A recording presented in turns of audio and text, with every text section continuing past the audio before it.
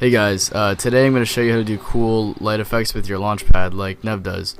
If you don't know who Nev is, click on the screen right now, I'll put his link up. He makes really cool Launchpad cover videos, and yeah, now everyone kind of started a new thing and everyone's doing Launchpad covers, which is really cool. And I'm just going to show you how to do some of the light effects that people are doing. The first part of this tutorial is going to be very basic, just showing you, the very beginning of an intro to what you can do with these effects, because I know a lot of people don't want to waste like 20 minutes on a tutorial, and I know people don't have that patience. So if you just want to learn a little bit about it, that's fine. You can just watch the first part of the tutorial. If you want to learn more about it and you're willing to be more patient, the second part of the tutorial is going to go more in depth about these effects and show you what you can do with them. So let's get started.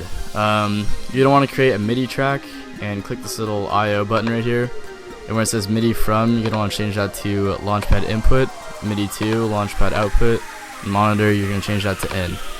And on your Launchpad here, you're gonna notice that it starts off in session mode. You want to click user 1, and now when you click a button, you have lights. It's amazing. Next, you're gonna want to go into MIDI effects. And here's all the effects you're going to be using. It's in and this is also under your live devices tab right here, this little like folder. So you're going to want to drag in MIDI effect rack under MIDI, and it's going to look like this at first. You want to click this little tab right here and click key, and now you basically have a piano roll of your Launchpad. And the way the piano roll works on the Launchpad, you might already know this, but it goes up like this on this side, and then it goes down here like that. Just so you know. So that's the way the piano sees it on here. So now I'm going to go into actually how to trigger effects when you press a button. So let's say when I press this button, I wanted to light up these 4 buttons right here. So for that effect, I would use a chord, and what the chord does is it just lights up multiple buttons when you just press one. And when you'll notice when you pull in this effect right here, you get this big green rectangle, and what that basically means is wherever this green rectangle is, whatever key it's under, it's gonna trigger. So right now, if I were to do +1, every button I press, it's gonna trigger that for every button. So if I wanted to only trigger for that one, I would hold down this button on the Launchpad and double click the rectangle, and now it's only that one, and none of the other buttons are affected by it. So on the chord, you just basically tell it which ones to light up. So if I want to light up this one, and this one, this is up 4, right? 1, 2, 3, 4. So I'd go +4, up another 4, +8, up another 4 is 12, +12. So now I got that. That's the chord. I'm going to go through the arpeggiator. Say I want that to flash, and anything with it basically just arpeggiates it. So now if I pull on the arpeggiator in front of it, it will flash the whole chord. If I pull the arpeggiator behind the chord, it will run the route of the chord. So keep that in mind when you're doing this. It does make a difference what you put in front of each other, mostly just the arpeggiator and the chords. So I want it to flash the chord, so I'm going to put that in front of there. So yeah, now that's flashing. I'm going to show you note length now, another effect. Pull that in front of the arpeggiator. That's pretty self-explanatory. It's just how long the button is going to be played, so you don't have to hold it. So if I can do time or sync. If I want that to play for like a second, if you're wondering why it's flashing so fast, I just turned up the rate on the arpeggiator just to show more, I don't know, but whatever. So yeah, and now I'm going to show you pitch. Drag that in. Pitch is pretty self-explanatory too. All it does is it just moves it down. So say if I wanted to hit this button, but I wanted the lights to show up over here, the pitch just moves it around. So if I wanted it to be right here, I'd do 1, 2, 3, do +3 on the pitch, and now it shows up over there. That's pitch. And last one is, you have random and scale. You usually don't use these. I've never really used them for Launchpad covers. You can do stuff with them. I would just stay away from them. They're not really for light effects. And the last one is velocity, and all this does is just change the color of the lights. You can see as I'm moving this out high right here, it just changes the color. And there's basically just yellow, red, green, and orange on I don't know about the Launchpad S, but this is the old one. And basically if you change this out high, it just changes the color. And 75 is red, 111 is orange, 117 is green, and all the way up 127 is yellow. So those are your colors, and that's really the basics of what you can do with these effects. I just showed you all the effects really quick. If you want to stick around now and see what else you can do with these effects more in depth, you're more than welcome to do that. It just might take a little bit longer, and you might have to, you know, watch some tutorial, but whatever. It's good to learn.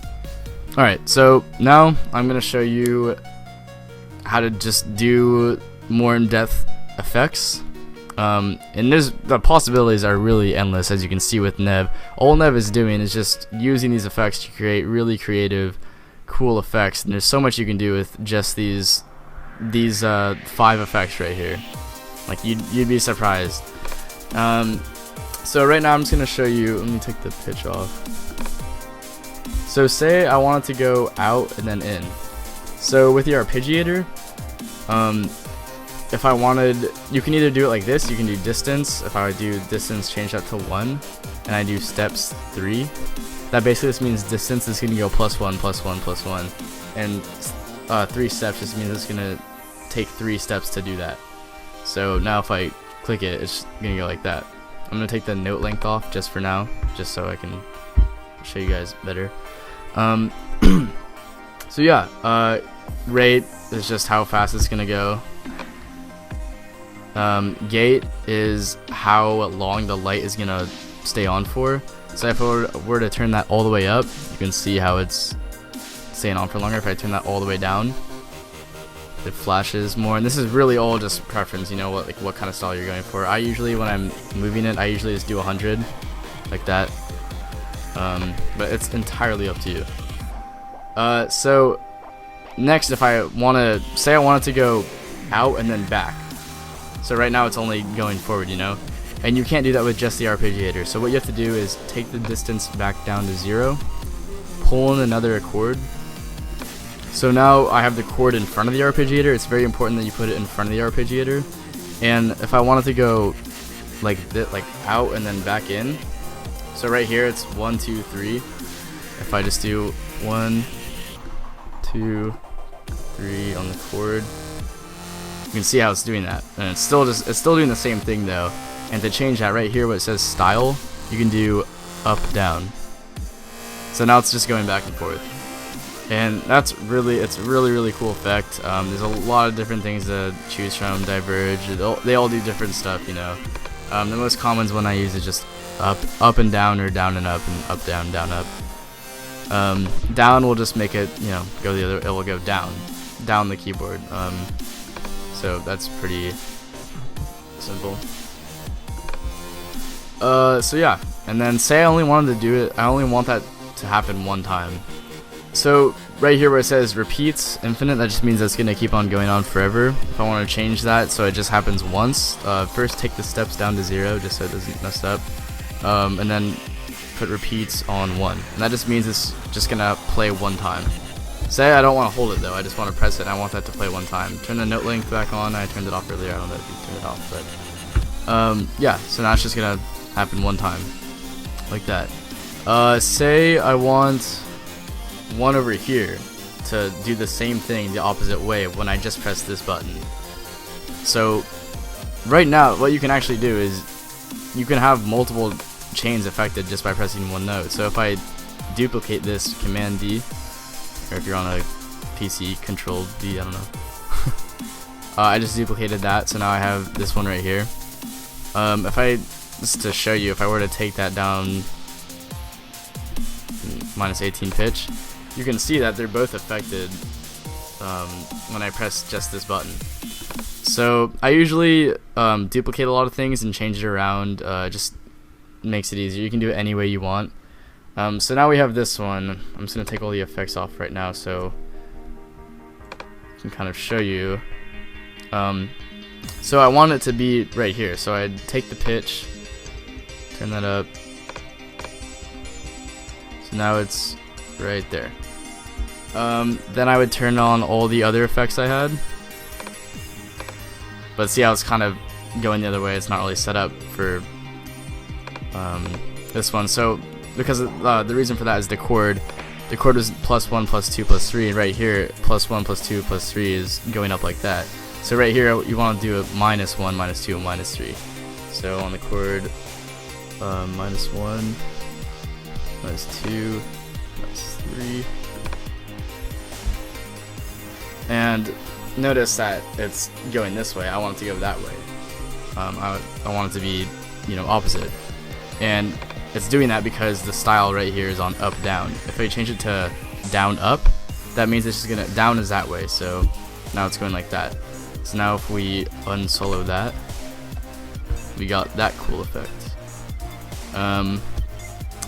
Yeah, and that's really most of it, honestly. And you can there's a lot of different things you can do by just putting in multiple chains. Like if I want to put in another chord, and I don't know if I want to, put another chord in with like pitch on it, put that down here, and just, you can trigger multiple things at the same time, and change that to like red or whatever. You can just really do a lot of stuff, and yeah, that's basically the gist of it, I guess. If you want to, learn more about it, you can always download one of Nev's project files. I have a project file of mine of one of my Launchpad covers I did. I have a upcoming one that I'm really excited about. It's gonna be really cool, and I'll put up the project file for that. But you can always just download the project files and see how he created these effects. Yeah, so I know this tutorial wasn't. I'm not the best at tutorials. I know that.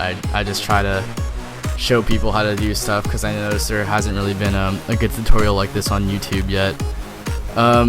If you guys would like to see how to do all the other things in a Launchpad cover, like make the trigger sounds too with lights and all that, and see all that stuff, just let me know in the comments and give me a like. It really shows that you guys want to see that, and I hope you guys found this useful. If you have any questions, leave a comment too. Try to look in the description too. I might have some frequently asked questions. But yeah, guys, thank you so much for watching, and have an awesome day.